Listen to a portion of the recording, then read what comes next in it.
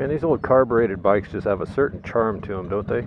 Came out in the garage this morning and was itching to go for a ride. I'm looking at the weather forecast for next week, and it looks like it's going to be snowing the whole time. So I needed to go for a ride, and since I haven't ridden this here bobber in a long time, I'm going to take this thing out. Wasn't even sure if this old girl was going to start because I haven't ridden it in so long. How long has it been since I've ridden this thing? Oh boy, it's months, easily months. And I don't even put a battery charger on this thing, keep the battery topped off because it's so hard to get to the positive side of the terminal underneath the seat over there. It's just a pain in the butt to get to it, but I figured I'd take this thing out for a ride around the neighborhood. You can always tell when this thing warms up because the lup, you know, it'll level out to a nice steady pattern. It's not quite there yet. That little miss off idle.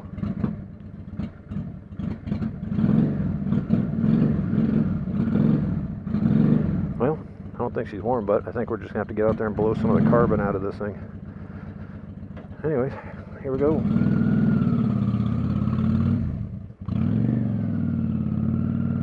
Alright, old Shadow, let's kick it in the ass, shall we? Oh no, she's not warm. She don't want to run.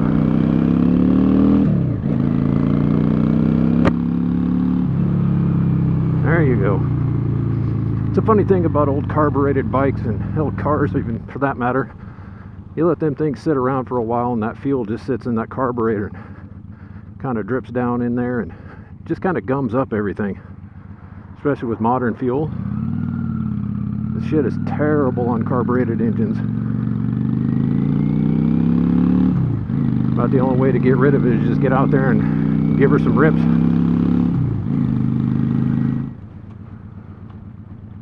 Man, I sure do miss riding this thing though.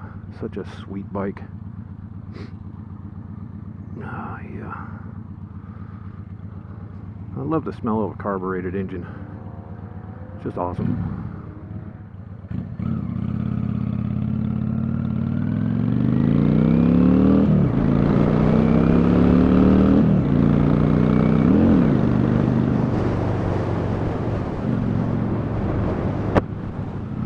This bike is by no means like any stretch of the imagination fast. Which is what makes it kind of cool because you can go around ripping around on this bike and it sounds like you're fast, but you're not.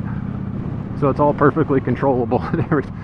This is an awful lot like riding one of those mini bikes, you know, like the Grom or the Z125 or one of those bikes like that, because you can just wring those things out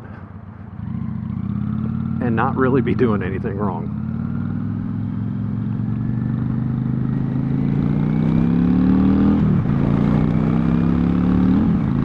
But this bike isn't very safe, not only because of the bent front rim, but this front brake on this thing is just like, it's like made out of wood. It's like rubbing wood together when you try to stop. I use the back brake on this bike way more than I do the front brake. So that needs some work on it. So anyway, let's talk about plans for this bike. Number one, get the front rim fixed. Number two, put some fresh fluid in the front brakes, get some new pads for it. Maybe have the rotor turned, get that all freshened up, or maybe just order a brand new one. I want to add a back fender to this bike because when I'm out riding around on it, I'm always have this nervous feeling, you know, it being a bobber, that my jacket's going to get caught in the rear tire and it's just going to pull me off the back of the bike. Then I'm going to have a real oofed up day. Or is it oofed? I don't know. So there's that, and I want to find some nice bar-in mirrors for this. I've got the factory mirrors that go on this bike, but they're big and square and they look really goofy. So I choose to be illegal and unsafe when I ride this bike without mirrors on it. Yes, I'm kind of a hypocrite. But yeah, obviously I want to pull this turn signal housing apart, clean the contacts out, and make it work really nice again. But I just love the view, you know, when you're riding this bike, well, when I'm riding this bike, the view of the cockpit right here. You know, I got this one simple little gauge, doesn't tell me nothing but how fast I'm going and how many miles are on it. Got these little lights that tell me that my turn signals are off, or these lights that tell me that my turn signals aren't working. Just three little lights down there, little idiot lights. So there's a certain charm in the simplicity of a motorcycle like this. No bells, no whistles, it's just a bike. Oh, and I also have to rebuild the front forks on it, because the one on the right side over there is leaking.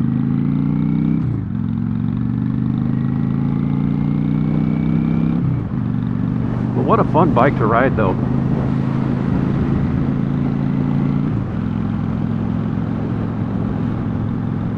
And this will probably be one of the bikes that I keep around for a very, very long time. Number one, because this is the first bike that I didn't build, but I customized myself, which I want to change the color of this bike too, because I'm not a big fan of this gray. I basically only painted it gray because it was the only color that I had in my garage.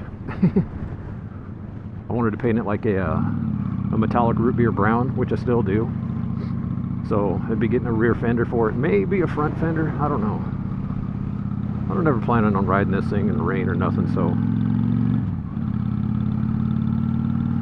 But yeah, having a bike that's just twist and go, no fancy electronics on it, or hell, even having a bike like this just carbureted. And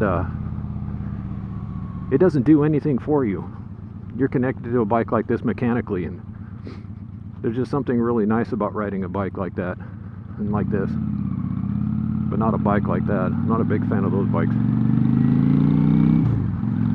You know, it's weird, I'm out here riding around and everything, and that front wobble that's usually there, I mean, I could look right down and see the tire wobbling because I know it's bent, but every once in a while I'd be riding this bike and it would kind of hit a rhythmic rotation, if you will, where the vibration isn't really all that present. You can't really feel it. And oddly enough, since I've been out here riding around, I haven't really felt it too much, except for a couple times.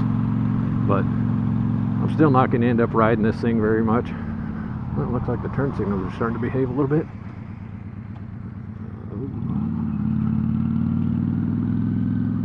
Off, please. Thank you.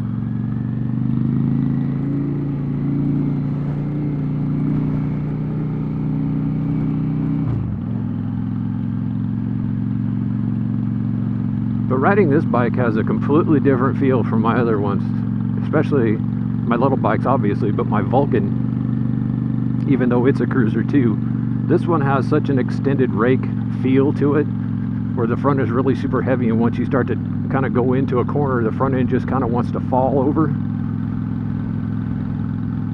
You really feel it in the handlebars when you're leaning into a corner. The handlebars really just want to turn. But like I was saying, I'm not gonna probably never get rid of this bike because of what I've done to it. You know, it being just a Shadow 600, they're only worth a couple grand anyways, and the things that I've done to it, I honestly don't feel that it's added any value to it, unless you're a person that's specifically looking for a bike with the exact same modifications as I've done to this thing, which I doubt. Oh, there's a tight turn here. Hopefully there's no gravel. Unfortunately, the city likes to gravel the shit out of everything in the wintertime. Hey, kitty.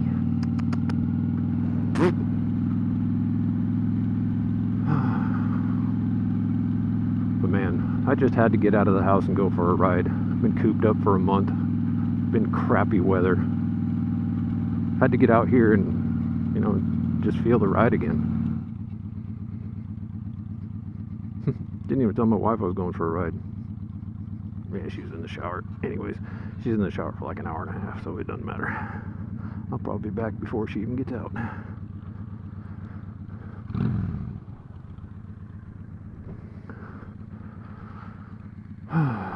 Look at it though. I hope you can see it. It's just a beautiful bike. Simple. There's nothing to it. That's what I like about these bobber style motorcycles, and why I did that to this bike. They're just bare bones. Anything you don't need to make it go, just strip it right off of there. Which is why it's missing the fenders, missing all that stuff that was on the back half that I cut off of it, that comes with from the factory. All that back seat support and all that stuff like that. And I'm gonna get rid of that air box on there, this big thing right here. Get rid of that, because there's a bunch of stuff, the air box and a bunch of wires and stuff inside there you can clean up and make it so that you can see through the frame. Makes it look really cool. this front headlight housing that's on here. Hope you can see that. That was on the bike when I got it, even though this doesn't belong on this bike. It came from something else, but it's really nice looking headlight, so I kept it. And of course this my turn signals up here, I fabricated this bar that goes across here and got these turn signals for it, but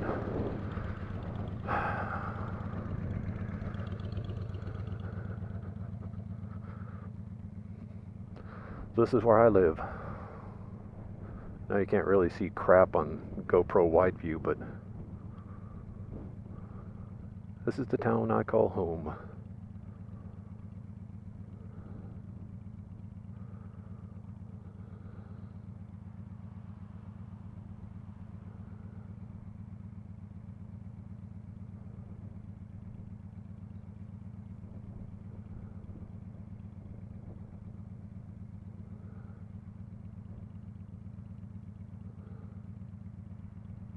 Man, it's cold out here.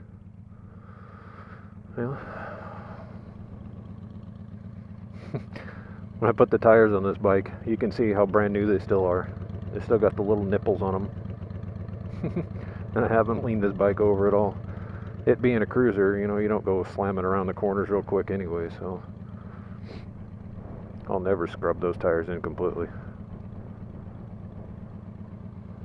So, anywho, get back to the house and maybe get to work on cleaning this turn signal up.